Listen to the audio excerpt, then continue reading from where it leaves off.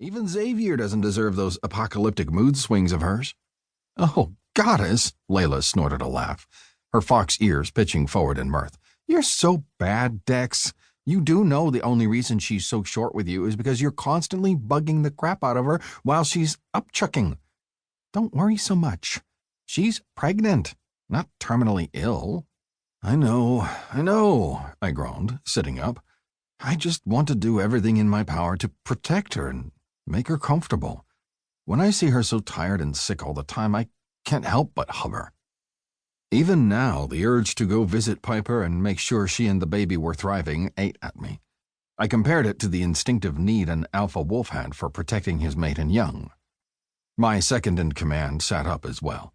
She yawned and gave a small shake of her furry ears and soft tail in a way that was instinctively appealing. Do what you want, Cap. All I'm saying is maybe giving her a little breathing room might not be the worst idea. I'll consider it. For now, I'll just go tempt fate by checking one more time, I said, tossing the cloak Megan had gifted me over my head and pulling on a pair of matching buckskin pants. Hannah's blonde curls bounced a little as she shifted her wings, mumbled a little, and began snoring again. Layla's chuckle followed me out of the igloo as I crawled on my hands and knees through the tunnel. Several drops of frigid snowmelt landed on my body before I was clear and standing in the warm sun.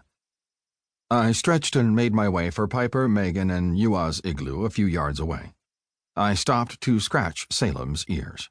The black cougar cub we'd adopted was showing promise in his training, but he never quite responded to me as much as he did Megan and the other girls. I couldn't blame him. They were prettier to look at. Standing to leave again, a sudden sharp stab of pain pulsed through my temples. In an instant, my good mood darkened. These crystal headaches, I'd taken to calling them, were coming more often, giving my head a shake to clear the sudden double vision that had been plaguing me for the last month. I continued on toward Piper's igloo. The girls didn't know about this minor issue yet, but I suspected I already knew its cause. My magic was outgrowing Layla and Hannah's ability to help me contain it. I was becoming too powerful, the growth of the magic bestowed upon me by my crystal outpacing the creation of new goddesses. This had happened before, but the worst it had caused was a little extra grogginess. These headaches, however, were sharp warnings, telling me that I needed to find another goddess to help keep my magic from going beyond its limit. It was almost like a temperature gauge telling me the engine was dangerously close to overheating.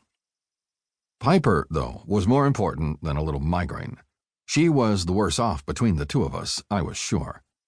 As if to bring truth to my words, I heard whispered groans from within the igloo, and the desperate pain of it urged me faster. As I entered and stood, I noted the only difference between our igloo and this one was the number of animal pelts lining the floor, which helped to protect the three girls not yet blessed with a crystal's resilience to extreme weather. Otherwise, they were pretty much at the same melting status. It was becoming annoying, almost. Constructed hastily, the igloos had been surprisingly comfortable, and we'd stayed in them ever since. But I supposed it was about time to build something that would last in all seasons, like a cabin. I followed the source of the groaning to the small pallet that held Piper bundled up in its warm furs. I pulled one of those furs away to find her body, small compared to mine, curled up in a fetal position. She was clutching her stomach. Her dark hair clung with sweat to her forehead, and her beautiful skin waned ashen. Something was wrong. "Pipes?" I said, carefully kneeling beside her and letting my warm cloak of golden mist envelop her. "What's wrong? Where does it hurt? How's the baby? What can I do to help?" Once the mist settled over her body, she seemed to relax a fraction, but she wasn't good. She had a fever.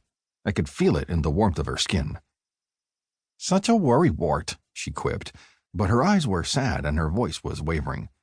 "It's warranted this time, though, I think. I've got some kind of bug bite. Wouldn't you believe it? Even with the snow. And it must be something I'm allergic to, or maybe it's toxic," Piper said, curling into me. "It must have sensed the warmer air within the igloo and burrowed in," she continued. "I felt a pinch last night, but thought nothing of it. Then I began puking. Again." She smiled wryly, despite her condition. "Of course, that wasn't too out of the ordinary."